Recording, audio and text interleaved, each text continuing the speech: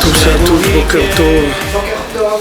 On continue, page 98, Ki Hikar Pgam Hadat, Hainu Hatipshut Balev Haya Al Yedei Bchinat Ribui Or. Donc on est arrivé ici hier que la folie, l'imbécilité qu'il y a dans le cœur vient de trop de lumière.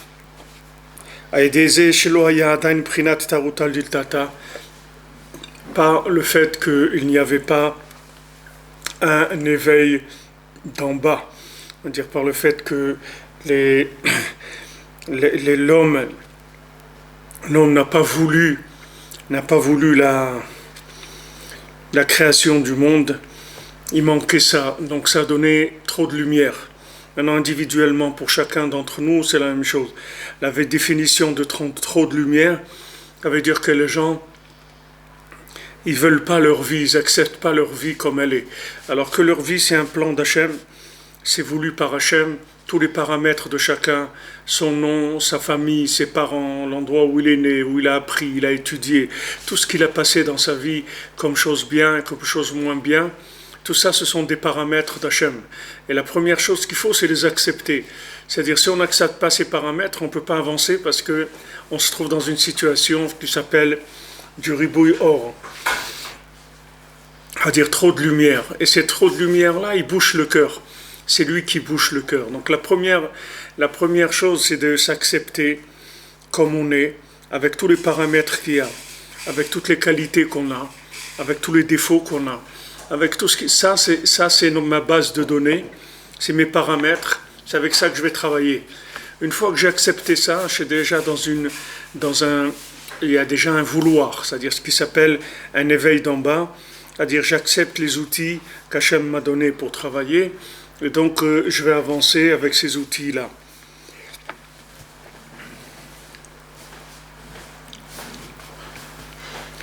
Alors maintenant, la même chose au début de la création du monde, il n'y avait aucun individu qui était là pour recevoir la royauté divine sur lui. C'est-à-dire, quand Hachem a créé le monde, il n'y avait pas un homme qui était là pour accepter la création, avec tous les paramètres de la création, c'est-à-dire d'abord d'avoir été créé en tant qu'individu, que Hachem il a créé le monde comme il l'a créé, c'est-à-dire que l'homme il doit manger, il doit respirer, il doit travailler la terre, il doit travailler pour sa parnassa, il doit faire toutes sortes de choses. L'homme il doit se marier, il doit avoir des enfants, il doit avoir une maison, toutes ces choses-là, ce sont des paramètres qu'Hachem il a donnés, mais il n'y avait personne pour accepter ça. Donc comme il n'y avait personne qui acceptait, qui voulait ça, ça a donné du ribouille or, c'est-à-dire de l'explosion des récipients. Alors individuellement, c'est pareil, c'est-à-dire quand il n'y a pas de vouloir de notre vie, d'acceptation de notre vie, ça nous place dans une situation de ribouille or, c'est-à-dire il y a trop de lumière, et à ce moment-là, ça entraîne de la folie et de la bêtise dans le cœur. Donc ça a fait que les récipients ils se sont brisés et ça a créé le prépuce du cœur, Tipshut Alev, la folie, la bêtise du cœur. Et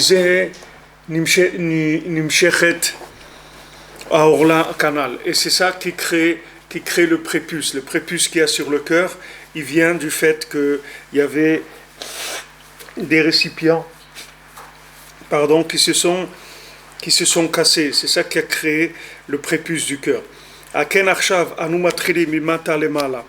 C'est pour ça que maintenant, puisque maintenant tout ce qui s'est brisé, c'est parce que ça a commencé de haut en bas. Puisque Hachem, c'est lui qui a eu l'initiative de créer le monde, de créer les âmes et de créer un contexte dans lequel les âmes vont pouvoir se développer. Tout ça, c'est voulu par Hachem, c'est une initiative d'Hachem. Donc Hachem, ça venait du haut vers le bas. Maintenant, la réparation, elle est le contraire, c'est-à-dire du bas vers le haut. C'est ça la réparation.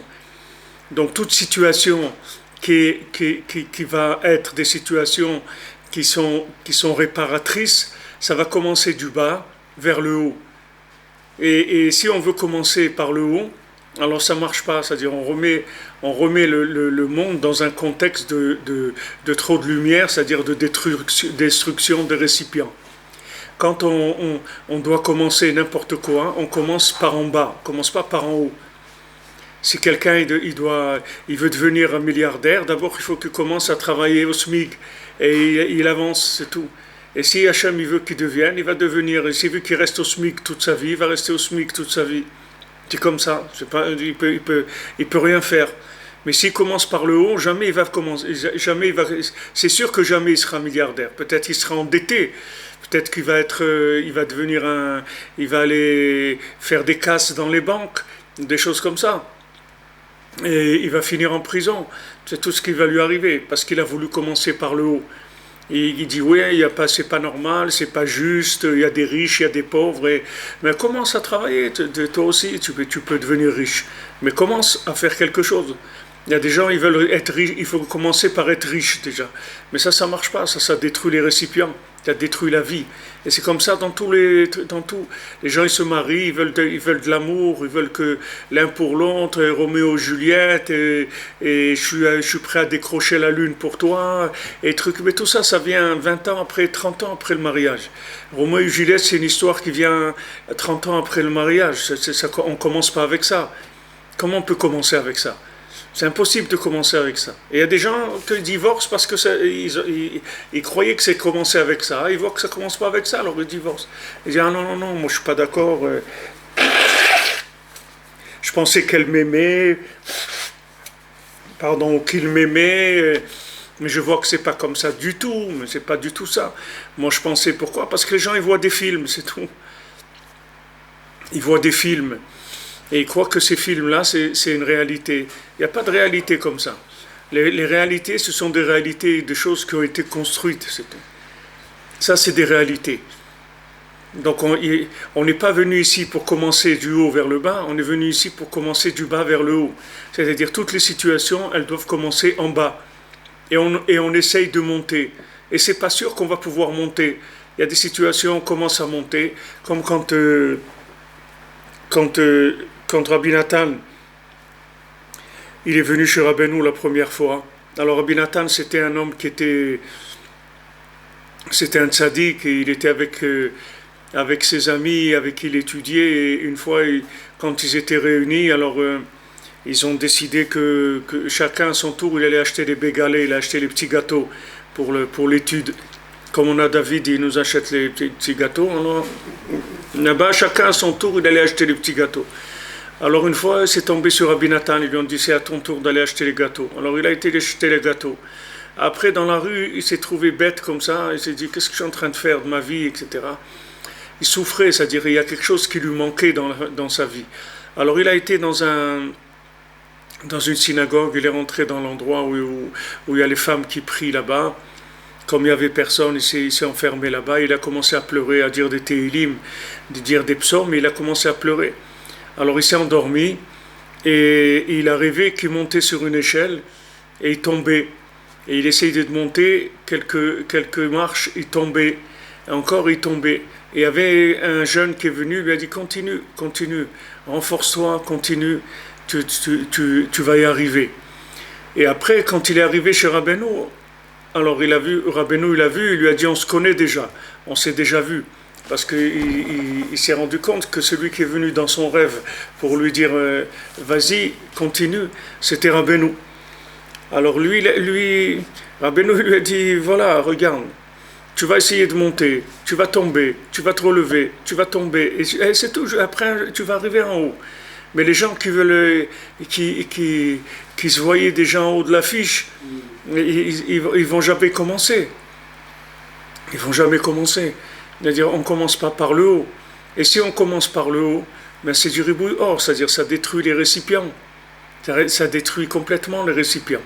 C'est-à-dire qu'une personne qui veut la réussite avant de commencer à travailler, y a pas de, ça veut dire que, vous voyez qu'on y arrive petit à petit et ça s'ouvre, on comprend ce que Rabbeinu dit, c'est-à-dire que celui qui veut viser trop haut les mains, c'est qu'il ne veut pas travailler, c'est tout. C'est pour ça qu'il vise tellement haut. C'est-à-dire, il vise tellement haut parce qu'il ne veut pas s'engager, il ne veut pas travailler, il ne veut pas commencer par le bas. Mais tout ça, la raison pourquoi on est venu ici, c'est pour commencer par le bas. Si Hachem il voulait nous faire commencer par le haut, il nous aurait laissé là-bas, de l'autre côté. Il ne nous aurait pas amené ici. S'il nous a amené ici, c'est pour qu'on commence par le bas. Et c'est comme ça qu'on va avancer. Donc maintenant, nous on commence bien, de bas vers le haut. Au début, c'était le contraire.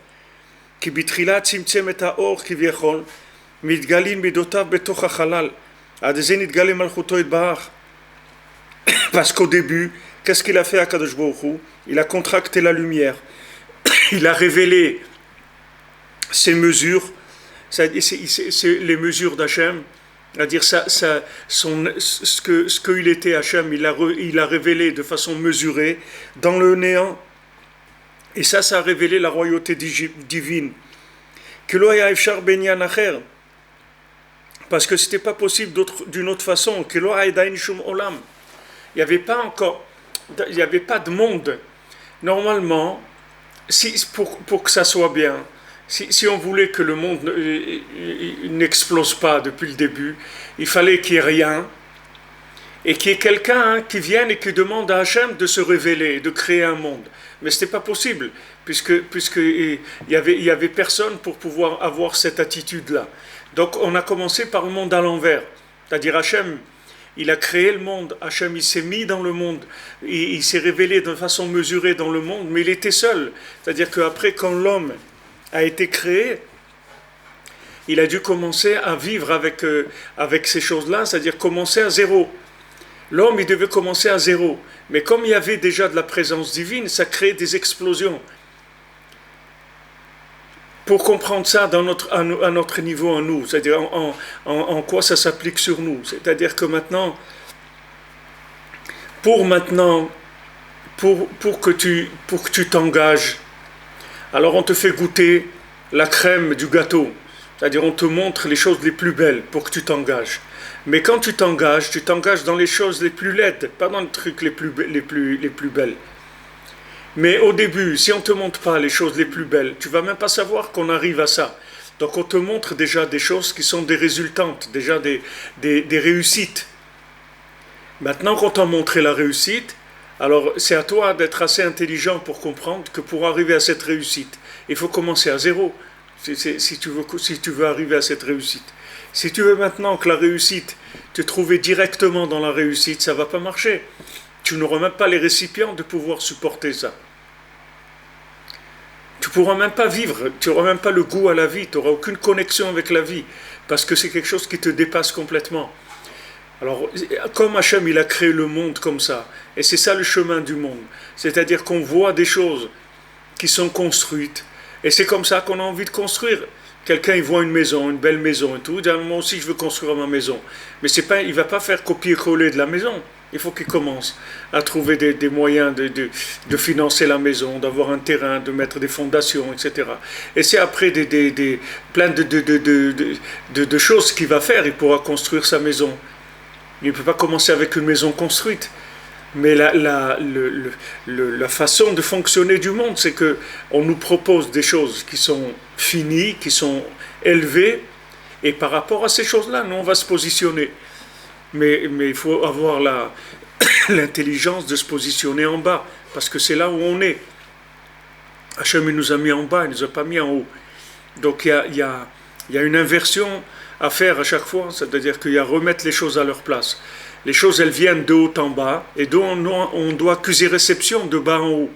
C'est comme ça qu'on accuse réception. Hachem, il nous montre les choses de haut en bas. Un homme et une femme, ils se rencontrent. Ils s'aiment, c'est beau, c'est magnifique, ils sont attirés, ils veulent se marier, etc. C'est beau, c'est magnifique, mais il faut bien qu'ils comprennent que c'est pas ça avec quoi ils vont commencer. Ça, c'est juste ce qu'on leur a montré, c'est pour qu'ils goûtent à quoi ils vont arriver. Mais les gens comme, ils comprennent pas ça. Des choses simples comme ça, les gens ne comprennent pas. Ils pensent que ce qu'ils ont vécu pendant la période où ils étaient fiancés, c'est ça la vie. Et après, quand ils commencent à construire, Alors ils sont déçus. Ils disent ouais mais moi c'était pas comme ça au début. Au début tu m'accompagnais, tu venais me chercher, tu faisais tu faisais les courses, tu faisais les tas, tu faisais ci, tu téléphonais à mes parents tous les jours. Maintenant c'est pas pareil. Maintenant c'est pas pareil parce que maintenant on va commencer à construire ça. On n'est pas sorti du tout du projet. On est en plein dans le projet. Seulement on va commencer à construire. Alors Rabbeinu dit tu veux faire tchouva? Alors regarde la tchouva, ce que ça veut dire. Regarde comme c'est beau, c'est magnifique. Alors maintenant tu vas rentrer dans une salle d'attente, tu vas t'asseoir, tu vas rester tranquille. Et il dit ouais mais tout ce que j'ai vu, tout ce que tu as vu, si maintenant tu travailles et tu avances de façon mesurée et progressive, alors dans quelques dizaines d'années, tu vas arriver à ça de ce que tu as vu là. Mais ce que tu as vu là, tu ne peux pas devenir comme ça tout de suite, c'est impossible. Pardon, c'est impossible. Ça a l'air simple ce que je vous dis là, ça a l'air complètement bête comme truc. Hein. Mais malheureusement, la plupart des gens, ils ne savent pas ça. Ils n'en sont pas conscients. Les gens, ils veulent commencer par la réussite. Il n'y a pas. On ne peut pas commencer par de la réussite. On peut commencer que par de l'échec. On ne peut pas commencer par de la réussite. On ne peut pas.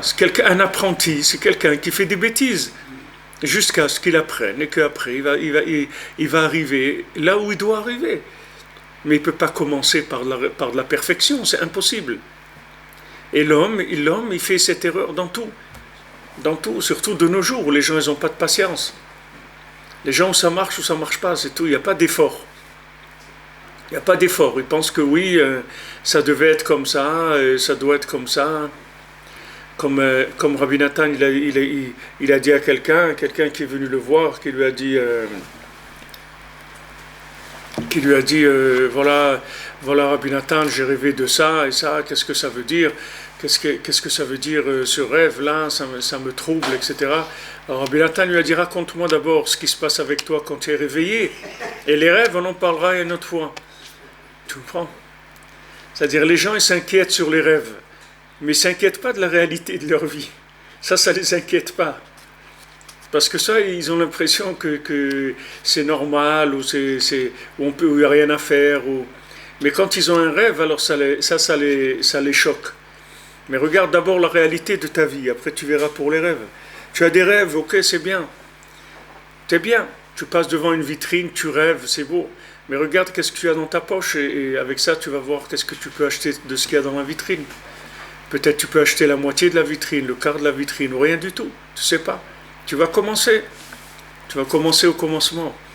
Et ça, c'est l'Avodat Hashem. C'est comme ça qu'on sert Hashem. C'est comme ça qu'on construit un foyer. C'est comme ça qu'on se construit. C'est comme ça qu'on avance dans la vie. On commence par une volonté de travail. C'est-à-dire, voilà, on veut faire des efforts et travailler. On est venu pour ça. Maintenant, je vais commencer par apprendre à lire, je vais commencer. Il y a des gens ici, ça fait 20 ans qu'ils sont en Israël, ils ne savent pas lire l'hébreu. Ils ne savent pas lire. Regardez, je vois les Noachides de France. Ils sont pas juifs, c'est des Noachides, mais ils apprennent l'hébreu. Je vois, ils m'écrivent des mots en hébreu, ils savent lire l'hébreu. Et ce n'est pas des juifs. Comment un juif, il vit en Eretz Israël, il ne sait pas écrire l'hébreu? C'est-à-dire, vous voyez que les gens, ils sont dans une vie qui est bien au-delà de ce par quoi ils devraient commencer. Il faut commencer par apprendre à écrire, apprendre à lire, commencer à traduire des mots, commencer à apprendre la langue, savoir apprendre la Torah au début, etc. Et comme ça, on avance. Et comme ça, tu peux arriver à quelque chose. Si tu dois arriver à un niveau, eh ben, tu arriveras. Mais si tu ne commences pas par le commencement, alors c'est sûr que tout ce que tu es, c'est dans du virtuel, il n'y a rien. C'est-à-dire, il n'y a rien, tu n'as pas commencé. Tu n'as même pas commencé encore. Tu n'as pas commencé à vivre.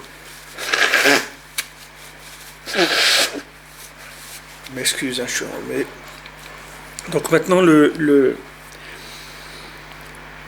on voit qu'Akadosh Baruch Hu, il a fait Loaya Efshar Benyan Acher.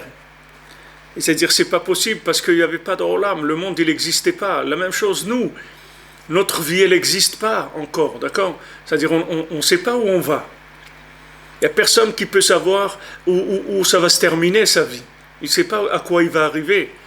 s'il va être Trump, ou s'il va être Obama, ou s'il va être Sarkozy, ou s'il va être monsieur personne, monsieur métro, monsieur chauffeur de bus. Il sait rien, il sait rien de ce qui va devenir dans sa vie.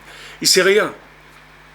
Donc comme il sait rien, alors les gens, ils veulent commencer par le haut. Mais Dafka, parce que tu sais rien, il faut que tu commences par le bas. Parce que tu sais rien, tu sais pas où tu vas. Donc tu mets un pied devant l'autre, tu avances pas à pas. Et à chaque fois, tu peux te corriger. Si tu as fait un pas de travers, tu te corriges. Mais Rabbeinu, il dit, si tu as sauté maintenant, au lieu de faire un pas, tu as fait 1000 kilomètres. Et quand tu arrives à destination, tu vois que tu t'es trompé. Comment tu fais? Parce que le retour, il ne peut pas se faire à la même vitesse que l'aller. L'aller, il y avait un idéal. L'aller, il y avait des rêves. L'aller, il y avait du virtuel. Mais le retour, il fait mal, le retour.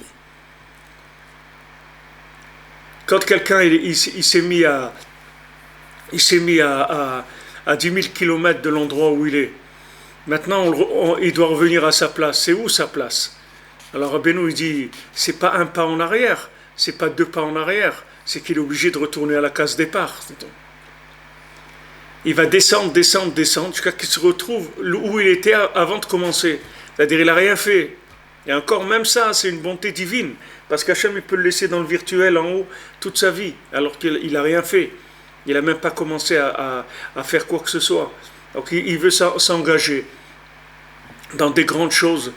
C'est beau de vouloir. Le Baal Shem Tov, il dit qu'est-ce que c'est quelqu'un qui fait tchouva? C'est quelqu'un qui a vu une grande lumière, qui l'a attiré, et il a envie d'aller vers cette lumière. Et toute sa vie, il travaille pour arriver à ça. À cette lumière qu'il a vue au départ, sauf Maaseh, B'Marshava Trila, la fin de l'action, elle était dans la pensée au début. Au début, c'était dans la pensée, c'était un projet architectural, un projet. Voilà, je vais arriver à ça et ça. Voilà, je commence à travailler pour arriver à ça. Alors tout le monde a été créé sous ce principe-là. C'est-à-dire, c'est le principe de la création et c'est le principe de tout individu, puisque je ne peux pas avoir de vérification sur la manière d'entreprendre le projet que j'ai. Je ne sais pas. Je vais essayer, c'est tout. Je vais prier, je vais écouter les tzadikim, je vais essayer de faire tout ce que je peux. Rabbi Nachman dit, voilà, parle avec Hachem tous les jours. Fais de la halakha tous les jours. Viens au Mana Oshana. Et c'est tout. Et c'est tout. Avec ça, tu es déjà sur les rails. Et après, tu avances à ta vitesse, petit à petit. Et c'est ça qui a créé le trop de lumière. Le trop de lumière, il a été créé par le fait que ça commençait du haut en bas. Donc chaque fois qu'il y aura trop de lumière, ça veut dire qu'on a commencé de haut en bas. Chaque fois qu'il y a destruction, ça veut dire qu'on a commencé de haut en bas. On n'a pas commencé de bas en haut. Et maintenant, nous on fait le contraire. C'est-à-dire on démarre d'en bas, on va vers le haut. Parce qu'au début, qu'est-ce qu'on fait? On révèle la royauté divine. C'est-à-dire que ça, c'est le principe qu'on fait la circoncision. On coupe le prépuce qui cache l'alliance. Et on révèle la couronne qui est la révélation de la royauté divine.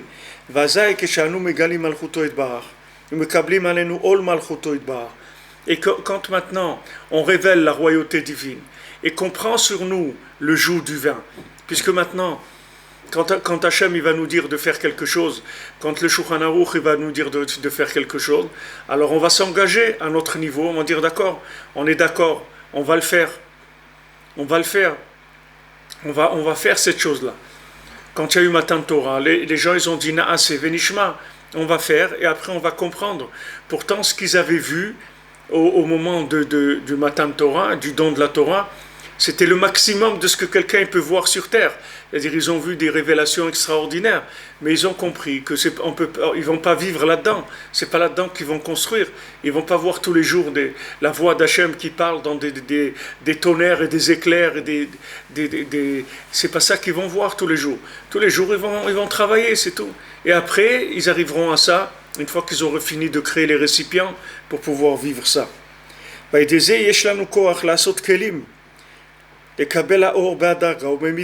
Donc maintenant avec ça, on a la force de faire des récipients de manière à recevoir la lumière de façon progressive et mesurée. Puisque maintenant tu as été créé avec un prépuce. Ce prépuce-là, c'est le résultat du fait qu'il y ait trop de lumière. C'est les résultats que le système il marche de haut en bas. Donc le fait que le système il a été créé comme système de haut en bas, ça veut dire que tu es créé au départ avec des défauts, avec des difficultés. Et à toi de travailler pour enlever ces prépuces, pour enlever ces difficultés et révéler le bien qu'il y a en toi. C'est ton travail, c'est pour ça que tu es venu ici. Alors celui qui ne veut pas, il va rentrer dans la tristesse, il va rentrer dans le spleen, il va rentrer dans le blues, il va rentrer dans tout ce que vous voulez. Pourquoi? Parce qu'il ne comprend pas ce monde, il ne comprend pas comment il marche. Il ne comprend pas parce qu'il voit des choses qui sont belles. Il lit des livres, il voit des choses qui sont magnifiques. Il voit des idéaux, il voit des choses très beaux. Et les massés dans l'action, qu'est-ce que ça donne? Ça donne un bonhomme qui se lève à 6 heures du matin, il prépare son sandwich, ses trucs, et il va travailler. Et les gens, ils ne veulent pas ça. Moi, je ne veux pas ça. Et qu'est-ce que tu veux alors? Là, moi, je veux... Voilà, je veux le maximum. Je veux être dans des trucs... Et c'est OK. Tu peux vouloir le maximum. Il n'y a pas de problème. Mais sache que ça commence avec ça, c'est tout.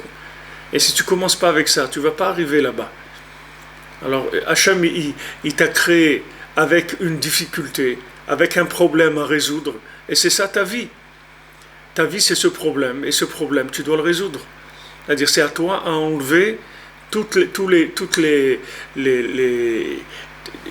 obstacles qui t'empêchent d'aller vers Hachem. Et ces obstacles-là, ils ont été mis pour que tu puisses aller vers Hachem. Ces obstacles, ils ont été mis pour que tu puisses grandir. Rabbeinu dit à son frère Yechiel, Rabbeinu avait un frère qui s'appelait Yechiel. Alors Rabbeinu il lui écrit parce que ce frère de Rabbeinu c'était un élève de Rabbeinu aussi, un grand tzaddik bien sûr, mais c'était un élève de Rabbeinu. Donc comme à l'époque il y a eu toute la controverse contre Rabbeinu, donc tous ceux qui étaient attachés à Rabbeinu, ils ont subi des problèmes là où ils étaient. Les gens étaient contre eux, ils se moquaient d'eux, ils leur faisaient des problèmes, ils les renvoyaient des synagogues, ils les renvoyaient du travail, ils étaient persécutés dans leur vie. Alors Rabbeinu lui écrit à son frère, il lui dit, sache que tout ce qui t'arrive là, c'est uniquement pour que tu puisses grandir, c'est tout. Parce que si maintenant, ces gens-là, ils savaient le bien qu'ils te font en te créant ces difficultés, ils sont tellement méchants qu'ils ne te feraient pas ces difficultés-là. Ils ne te feraient pas ces difficultés. Parce qu'ils sont méchants, ils ne veulent pas que tu réussisses. Mais Hachem, il fait qu'ils te font des difficultés, ils t'attaquent, ils t'embêtent, ils te créent des doutes en toi. Est-ce que je suis capable? Est-ce que je ne suis pas capable? Peut-être que je ne vais pas réussir, peut-être que je suis embarqué dans un truc qui est un fantasme total, j'en sais rien, etc. Et ils te mettent plein de doutes, comme on a dit à Amalek, c'est le safek, c'est le doute. Amalek, c'est le doute, c'est-à-dire ils essayent de te mettre des doutes, si tu vas réussir ou pas. Et d'abord, il faut sortir de ça. Comme le fils du roi, le fils de la servante, quand le fils du roi il arrive dans le pays dans lequel il va passer ses épreuves pour devenir roi, il dit, je sais pas comment, mais une seule chose je suis sûr, c'est que je vais réussir, c'est tout. Si tu as cette détermination en toi, dans la Emouna, que tu es sûr que tu vas réussir, tu n'as aucun doute de ça. Rabbeinu dit, il y a personne, avec moi, il n'y a personne qui a perdu. C'est-à-dire, du moment où tu connais Rabbeinu, tu as une garantie que tu vas réussir. Seulement, il faut que tu te renforces. Il faut que tu luttes contre les illusions. Parce que les illusions, elles vont venir tout le temps pour essayer de te prouver le contraire. Tant que tu n'es pas arrivé à un certain niveau, tu arriveras à un certain niveau, déjà les illusions, elles vont disparaître. Tu vas arriver à d'autres problèmes, pas ces problèmes-là. Mais au début, Rabbeinu dit c'est très difficile. Et l'homme, il est en danger parce qu'il peut tomber complètement. S'il imagine que ces murs-là, c'est des vrais murs, c'est pas des murs en papier, alors il va reculer. Ça va être très difficile pour lui. Mais s'il se dit, non, c'est des murs en papier, ils sont là, que pour me faire réussir. C'est pour ça qu'il y a ces murs en papier. Donc il n'a pas peur, il avance, c'est tout. Hachem, il te crée avec le prépuce. Il te crée avec le problème. Tu nais avec des problèmes déjà. Et ces problèmes-là, c'est ça ta solution. C'est pour ça qu'il ne faut pas essayer de les fuir. Parce que ta solution, elle est dans ce problème-là. Les problèmes dans lesquels tu es, c'est ça ta vie. Hachem, il t'a fait comme ça parce que c'est ça ta construction. Avec ces problèmes-là.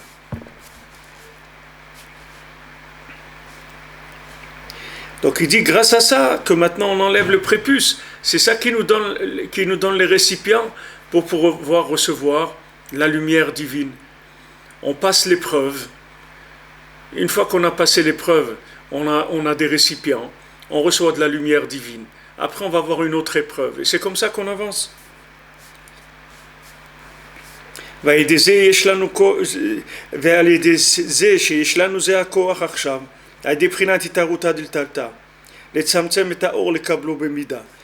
le fait que maintenant, on a cette force-là, par le fait qu'il y a eu un éveil d'en bas. Cet éveil d'en bas, c'est quoi? C'est pour le vouloir. C'est pour que tu veuilles. C'est pour que tu utilises ton libre arbitre. Puis c'est plus que quand tu décides de faire quelque chose. Tu décides de faire un tikkun haklali, tu décides d'étudier, tu décides de faire une tzedaka, tu décides d'aller au Ouman, tu décides de faire Hitbo des doutes. À chaque fois que tu décides de faire quelque chose, tu utilises ton libre arbitre, tu utilises ton vouloir. Et avec ça, tu vas te faire des récipients extraordinaires pour recevoir la lumière. On a besoin que ça soit quelque chose de voulu, que tu aies voulu cette chose-là. Donc comment on va te faire vouloir cette chose-là? Quand on ne te la donne pas. Mais si on te la donne, alors que tu ne l'as pas voulu, tu ne vas jamais la vouloir. Après, tu ne peux pas la vouloir. Tu ne peux pas vouloir après ce que tu as reçu maintenant, c'est impossible. Si tu achètes une voiture à crédit, le jour où tu as fini de payer le crédit, ce n'est pas un jour où tu veux avoir cette voiture. C'est au contraire, c'est un jour où tu ne veux plus avoir cette voiture. Parce que tu en as marre, ça fait 3 ans ou 5 ans que tu as cette voiture. Maintenant, tu veux une nouvelle. Alors que si maintenant tu avais économisé tous les jours, pendant 3 ans ou 5 ans pour acheter cette voiture, c'est autre chose complètement. Tu vas apprécier la voiture, tu vas la nettoyer, tu vas faire attention, tu ne vas pas la garer n'importe où, tu ne vas pas frôler des murs, tu ne vas pas faire n'importe quoi avec. Mais puisque maintenant tu ne l'as pas payée encore, et quand tu auras fini de la payer, tu ne la voudras plus, tu vois que tout est à l'envers. Tout est à l'envers, c'est dommage, tu ne peux pas l'apprécier, tu n'as pas de récipient, puisque tu ne l'as pas voulu cette voiture. Si, tu l'as voulu virtuellement, mais tu ne l'as pas voulu réellement, puisque les difficultés qu'il y avait, c'est que tu n'as pas d'argent pour l'acheter.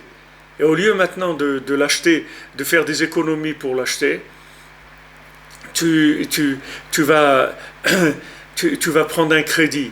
C'est pour ça aussi qu'ils donnent pas, souvent ils ne donnent pas des crédits complets, ils donnent des crédits que 50%, parce que même les organismes bancaires de crédit, ils savent que si la personne elle ne met pas un minimum d'elle-même, elle risque de laisser la voiture un jour sur le bord de la route et continuer, c'est tout, parce qu'elle a rien investi d'elle-même. Donc il n'y a rien, il n'y a pas d'attache, il n'y a pas de valeur, il n'y a rien du tout. Donc nous on vit comme ça, c'est la même chose. Nous, Hachem, il nous donne de la lumière à crédit. Il nous fait voir des choses magnifiques. Mais maintenant, nous, on doit comprendre qu'il faut commencer à faire des économies pour avoir cette chose-là. Il faut commencer à faire des efforts. Il faut commencer à travailler. Et à ce moment-là, tu vas obtenir la chose. Mais si maintenant, tu crois qu'on va te donner cette chose-là gratuitement, on ne va jamais te la donner. Parce que si on te l'a donné, de toute façon, ça te détruirait plutôt qu'autre chose. והידי שיש לנו זה הכוח עכשיו על ידי בחינת ערותה דלתתא לצמצם את האור לקבלו במידה. Donc maintenant, une fois qu'on a passé ces épreuves-là, alors maintenant, on a prouvé qu'on veut. On a prouvé qu'on veut. Si quelqu'un il s'en va au bout de 2 ou 3 jours, alors ça s'appelle pas que ça s'appelle pas qu'il voulait, ça s'appelle qu'il veut rien du tout.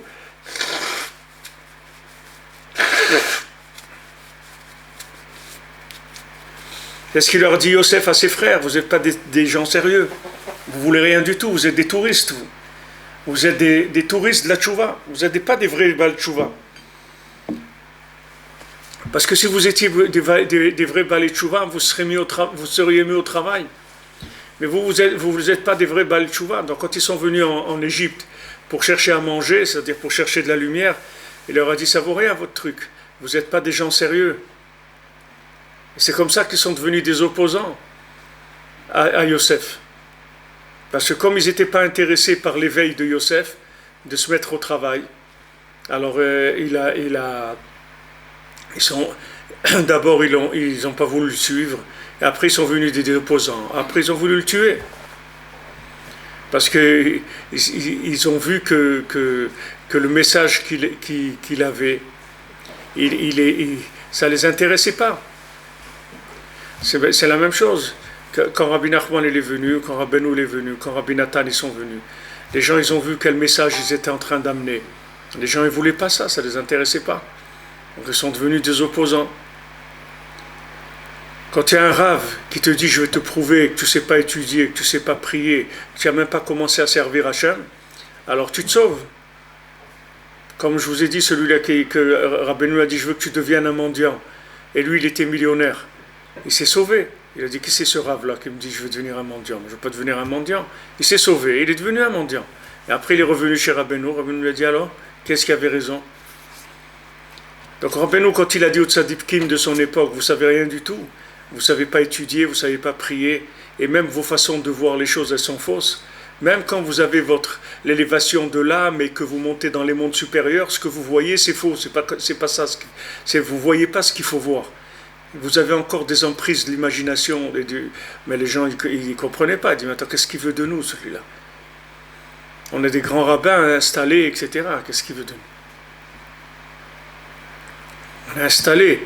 On a notre renommée dans le peuple juif. Comme il a dit Rav Levi Yitzhak de Berditchev, il a dit, si je savais que les gens ils m'écouteraient, je leur redis à tous, celui qui veut de la crainte d'Hachem, il veut avancer, il faut qu'il aille chez Rabbi Nachman. Mais il dit, comme je sais que si je dis ça, non seulement il ne veut pas le faire, mais même moi, ils vont dire, ah celui-là aussi c'est un Breslev et tout, alors on va plus chez lui. Et il dit, les quelques gens que je peux ramasser, qui peuvent faire tchouva, aussi vont se sauver. Donc c'est pour ça qu'il ne disait pas. Mais lui il pensait ça. Rav Levi Yitzhak de Berditchev, il pensait ça, que celui qui veut maintenant se rapprocher d'Hachem, alors il faut qu'il aille chez Rabbi Nachman, c'est ça qu'il doit faire. Ça, c'est ce qu'il pensait, mais il ne pouvait pas le dire parce qu'il avait peur que les gens ils deviennent des opposants à lui aussi. Rabbeinu, Rav Levi Yitzhak de Berditchev, s'ils se sont rencontrés, je sais pas. Je pense, j'ai pas de mémoire de quelque chose d'écrit qu'ils se sont rencontrés. Ils se connaissaient très bien, c'est-à-dire, mais pas, je sais pas s'ils se sont vus. J'ai pas de mémoire que j'ai vu qu'il y a eu une rencontre et qu'ils se sont dit quelque chose. Mais ils étaient contemporains, bien sûr, et Rabbeinu, il estimait beaucoup le Rav de Yitzhak de Berditchev. Il a dit, c'est le PR Ador, c'est la splendeur de la génération. C'était un très grand tzaddik. Mais Afal Piken, là-dedans, il y a des choses où Rabbeinu il a dit qu'il s'est trompé, c'est-à-dire il aurait dû y aller quand même. Il aurait dû y aller quand même, comme il a fait le Rav le Maguid de Tirovitsa, comme ils ont fait des grands tzadikim, qu'ils ont lâché ils n'ont pas eu peur de perdre tout leur notoriété pour se rapprocher de Rabbeinu. Ils ont quand même été vers cette vérité, bien qu'elle était au niveau juste de sa naissance. Et donc le prépuce, il était très fort, c'est-à-dire l'opposition, elle était très très grande, mais ils y ont quand même été. Mais il y a d'autres, non, ils ont pris des distances. Et il y a d'autres qui étaient carrément opposants. Même Yaakov Avinu, il a dit Ve'aviv shamar et adavar. Même Yaakov Avinu, il a dit bon, ce qu'il dit Yosef et tout, voyons voir, mettons ça de côté, on verra ce qui va se passer. Mais il n'a pas pris position. Il dit mais comment? Mais mon fils, c'est lui qui a raison. Mais il faut écouter votre frère. Vous êtes en train d'aller, vous êtes fou, quoi. C'est lui qu'il faut écouter. Il n'a pas dit ça. Lui aussi, il s'est trompé. Il n'était pas au niveau de réaliser qui c'était son fils. Il ne pouvait pas réaliser. Combien des tzadikim ils ont fait de la marloquette contre Rabbeinu? Ils ne savaient pas qui c'était Rabbeinu. Ils n'avaient aucune idée de qu'est-ce qu'il était venu faire sur terre. Et Rabbeinu, quand il est parti, il a fait le grand voyage, le voyage de Novrich, un grand voyage que Rabbeinu il a fait. Alors Rabbeinu il a dit, si les gens, ils savaient qu'est-ce que je suis en train de faire dans ce voyage-là, qu'ils seraient en train d'embrasser les pas, chaque pas que je fais, ils seraient venus embrasser la terre. Il dit, parce que chaque pas que je fais, je retourne le monde, je le fais passer dans le positif. Le monde, tous les univers.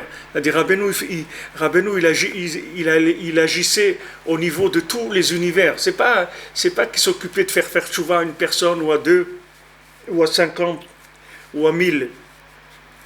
Rabbeinu, il était en train de ramener que tout le monde, il ait un jugement positif, c'est-à-dire ramener le monde au fait qu'il vaille la peine, que en haut, que tous les tribunaux ils acceptent que c'est une affaire positive, que c'est une affaire qui va marcher. Et avec chaque individu, et n'importe comment qu'il soit, que c'est valable, que la vie de n'importe qui sur terre, elle est valable, elle a une valeur, et elle est positive, elle amène quelque chose. Et ça, ce que Rabbeinu travaillait sans arrêt sur ça. C'était pas qu'il avait des élèves devant lui, mais Rabbeinu travaillait au niveau cosmique de tout le principe de la création pour le valider, pour que mettre en place la Géoula, pour mettre en place tout, que tout soit accepté en haut. C'est pour ça que quand il a fini, il a dit j'ai fini, ça y est. Avant de partir, il a dit Gamar tiveg mort, j'ai terminé. J'ai terminé, c'est-à-dire qu'il a obtenu en haut tout ce qu'il fallait obtenir. Maintenant, on attend juste que ça se mette en place. Mais c'est fini, il n'y a personne qui fera basculer le monde dans le mal, dans la destruction, c'est fini. Il n'y a personne qui arrivera à empêcher la Géoula. Personne n'empêchera ça. Il n'y a aucune faute qui sera faite, aucune idéologie qui empêchera la Géoula. Mais ça, il a fallu que Rabbeinu, il lutte toute sa vie et pour ça de façon qu'on ne peut même pas imaginer ce que ça veut dire. Alors si les gens ils étaient conscients de ça, ils auraient fait tout simplement avancer les choses. Si les gens dans le monde ils étaient conscients que c'est Rabbi Nachman et que les gens ils l'écoutaient et que les gens ils l'aimaient, que les gens ils s'attachaient à lui, ça y est, le monde il aurait la délivrance, elle serait venue depuis très longtemps. Depuis très longtemps, ça fait 2 siècles qu'on est en train d'attendre pour rien, parce que l'affaire elle est finie, c'est tout. C'est comme quelqu'un il attend devant une porte, elle est fermée. Ça fait 2 siècles qu'il attend, et quelqu'un à la fin il va venir, il va lui dire donnez-moi ce que vous avez dans la poche.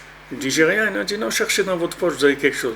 Il va chercher dans sa poche, il va lui dire donnez-moi, il va lui donner la clé, et il va ouvrir la porte, c'est tout. Et l'autre il va se taper sur le front, là, il va dire quoi? Ça fait 200 ans que j'attends ici, j'avais la clé dans la poche. Eh bien oui, c'est ça mon ami. C'est ça la folie humaine, c'est ça la bêtise humaine. Tu te rends pas compte, c'est tout. Tu te rends pas compte que c'est fini déjà. Que ça y est, tout est réglé déjà.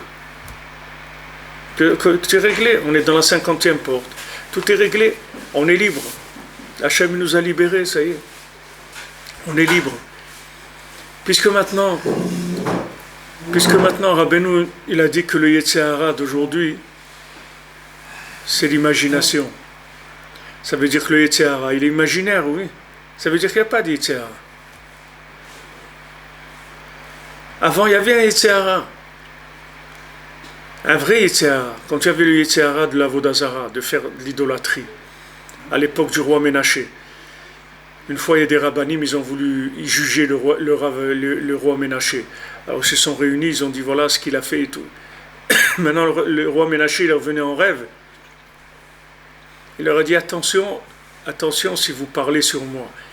Parce que si vous aviez été à mon époque, vous aurez soulevé vos soutanes pour courir dans les églises pour faire de la Vodazara. Ne parlez pas sur moi, parce que vous ne savez pas qu'est-ce que le Yetzer-Hara y avait de Avodazara à mon époque. Aujourd'hui, il n'y a pas de Yetzer-Hara. Il faut vous mettre ça dans la tête. Il n'y a pas de Yetzer-Hara. Il n'y a que de l'imagination, c'est tout. Tous les murs, ils sont en papier. D'ailleurs, vous voyez tous nos murs à nous, c'est du plâtre comme ça, du carton.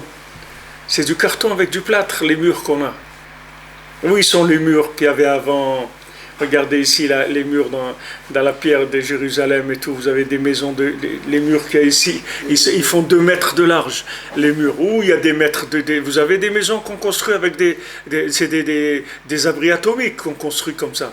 Mais des maisons, c'est fini, ça n'existe plus 2 mètres de large. Aujourd'hui, si le voisin il éternue, vous l'entendez. C'est comme ça, c'est la vie d'aujourd'hui. Eh bien, tout est comme ça, il n'y a rien. Tout est imaginaire.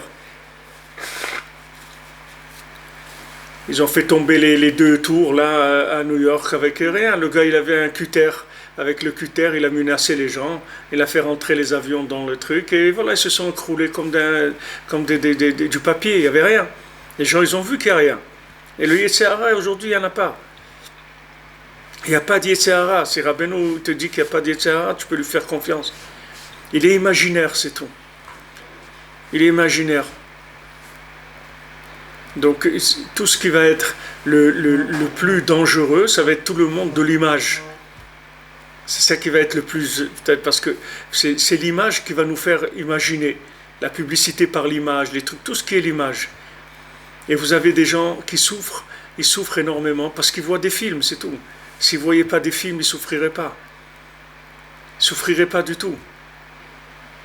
Les médias, Baruch Hashem, tout ce qu'il y a comme moyen de communication, c'est extraordinaire pour communiquer la Torah.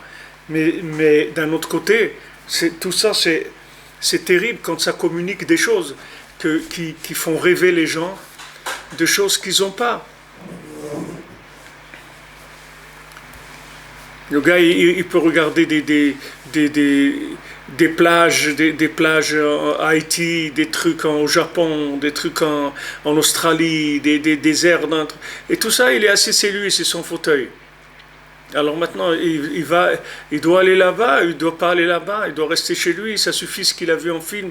Ben ça trouble l'esprit de l'homme, ça le rend dans de l'imagination. Et après, les gens, ils n'arrivent plus à faire la part des choses entre ce qui est vrai et ce qui est imaginaire. Les gens, ils ont vu quelque chose qui leur a plu dans un film, dans un livre, dans quelque chose. Ils ont imaginé ça. Et ils pensent que c'est ça que la vie. Et ils s'attachent à ça. Ils essayent de développer ça. Mais c'est dommage parce que c'est imaginaire. Alors que le réel, il est là devant lui. Il a un pas à faire. C'est ça la réalité de la vie. C'est tout. Il a un pas à faire, et encore un pas, et encore un pas, et encore un pas, c'est tout. Mais il n'y a pas, sachez qu'il n'y a pas de Yetzer-Hara. Il n'y en a plus de Yetzer-Hara. C'est que de l'imagination, c'est tout. Il n'y a pas de Yetzer-Hara. Il n'y a pas, c'est-à-dire il n'y a pas une force négative concrète qui vient t'attaquer. Avant, il y avait des forces négatives, des anges qui venaient attaquer les gens. Aujourd'hui, il n'y a pas ça. C'est juste ton système, c'est tes chaînes de télévision que tu as dans la tête qui te font tout ça. Mais il n'y a rien, il n'y a pas d'Yetzer-Hara. On t'empêche de rien, tout est permis. Tu veux monter en Israël, prends l'avion, monte en Israël. Et qu'est-ce qui t'empêche? C'est l'imagination, c'est tout. Tu imagines que tu ne peux pas. Et celui qui monte, c'est celui qui a imaginé qu'il peut, c'est tout. Mais lui aussi, c'est rien, c'est la même chose. Celui qui monte aussi, c'est rien. Il imagine qu'il peut, c'est tout. Et l'autre, il imagine qu'il ne peut pas. Parce qu'il n'y a pas d'autre façon d'avancer, de toute façon, aujourd'hui. Ou de reculer ou d'avancer, c'est la même chose. Tu avances comme ça et tu recules comme ça, la même chose. Alors, Rabbeinu, quand il te dit les Yetzer-Hara, c'est de l'imagination, tu peux t'appuyer sur lui. Que Mamash, c'est de l'imagination, il n'y a rien. Il n'y a aucune force négative qui t'attaque. Il n'y a rien du tout. C'est tout à l'intérieur de ton système qu'il y a des choses qui se créent. Et donc, ça ne veut pas dire que l'imagination, ce n'est pas quelque chose qui est dur à dépasser. C'est dur, c'est ton épreuve. Mais quand tu sais que c'est imaginaire, ça change la donne. C'est beaucoup plus facile, parce que tu sais que c'est imaginaire. Donc tu vas t'attaquer à l'imagination par l'imagination du bien, par la émouna. L'émouna aussi c'est de l'imagination, mais c'est l'imagination du bien. Pour croire dans Hachem, il faut que tu aies la émouna, qu'il est là. Mais cette croyance-là, cette imagination, tu imagines qu'il est là. Et toi tu imagines qu'il est là, et tu vas voir qu'il est là. Eh bien, le SCRA, c'est pareil. Tu t'imagines qu'il n'existe pas et tu vas voir qu'il n'existe pas, c'est tout. Tu t'imagines que tu n'as pas envie de fumer et tu ne vas pas fumer. Mais il faut que tu t'imagines vraiment que tu n'as pas envie de fumer. Il faut que tu t'imagines que tu te vois sans cigarette, c'est tout. Tu te dis, c'est vrai, je peux vivre sans la cigarette. Je peux vivre sans l'alcool. Je peux vivre sans ça, je peux vivre sans l'autre. Tu vois bien qu'il y a des moments où tu oublies de fumer, où tu oublies ça, où tu oublies... Pas tout le temps. Donc tu vois que c'est pas quelque chose qui est un besoin vital. C'est quelque chose qui est imaginaire, c'est collé avec d'autres choses, c'est collé avec le café, avec les repas, avec le stress, avec l'ennui, avec les soucis, c'est collé avec plein de choses qui font que ça engendre ces besoins-là. Mais ces besoins-là, ils ne sont pas réels. Ce pas des besoins réels, c'est besoins imaginaires. On a parlé plusieurs fois, la nourriture, c'est la même chose. Les gens, ils imaginent qu'ils doivent manger tout ce qu'ils mangent. Et c'est pas vrai, il n'y a pas besoin de manger tout ça.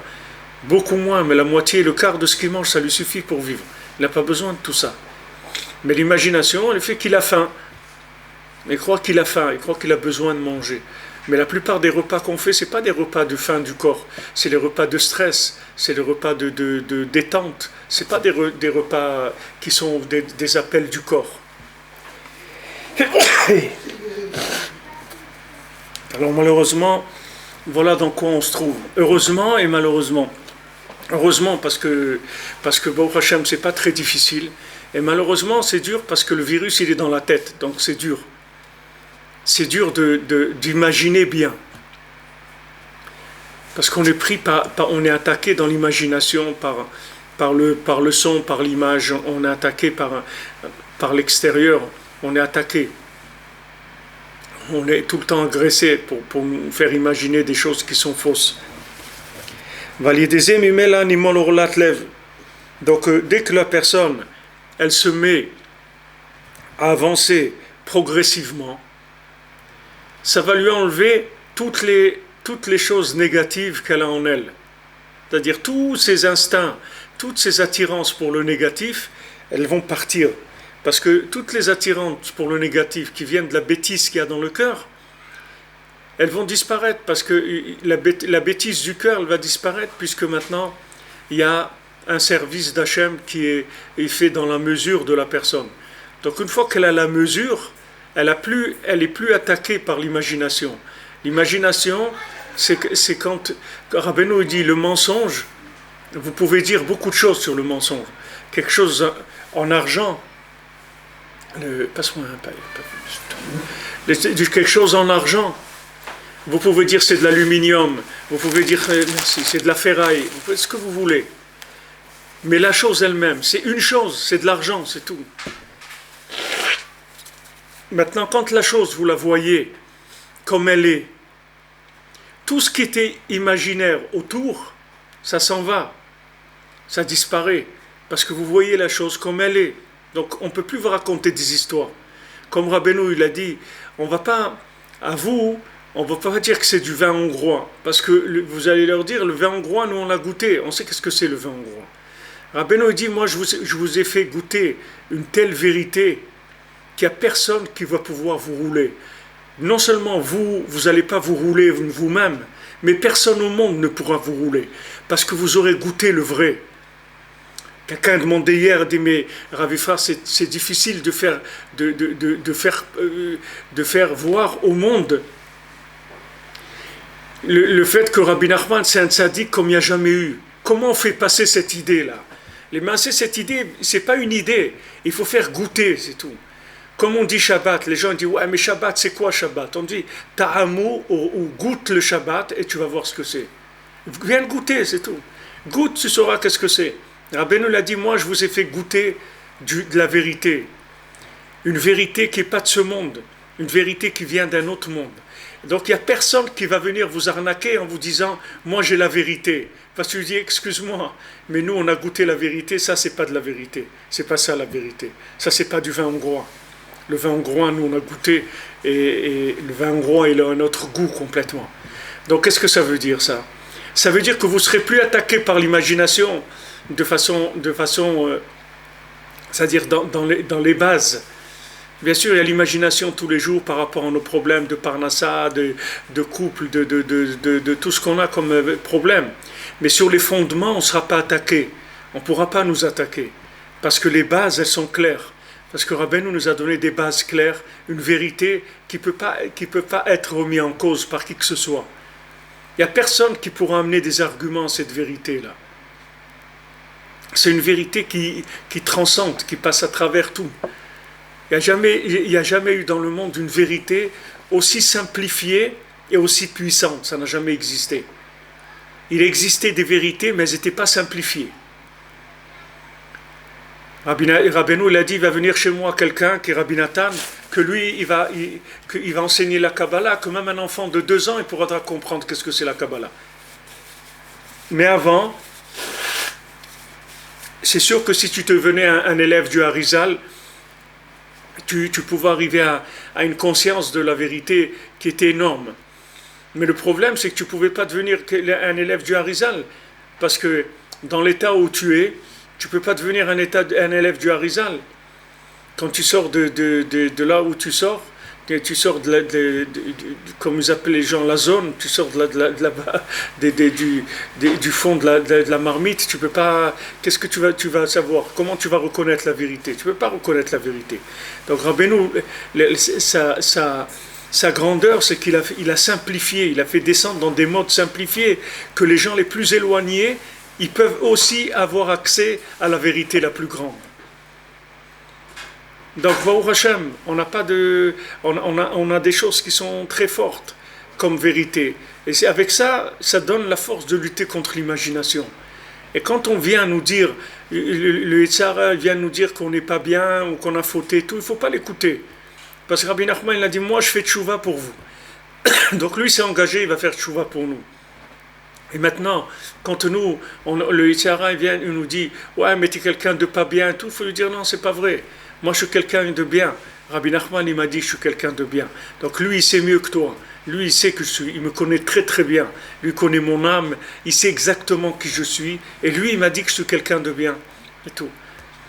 Donc je vais pas rentrer dans l'imagination du contraire. Ça vient de la force de la vérité. Et cette force de la vérité, elle vient quand la personne, elle rentre dans des choses simples. Qu'elle fait son service divin de façon simple, pas de façon compliquée. Parce que la complication, ça amène beaucoup d'imagination.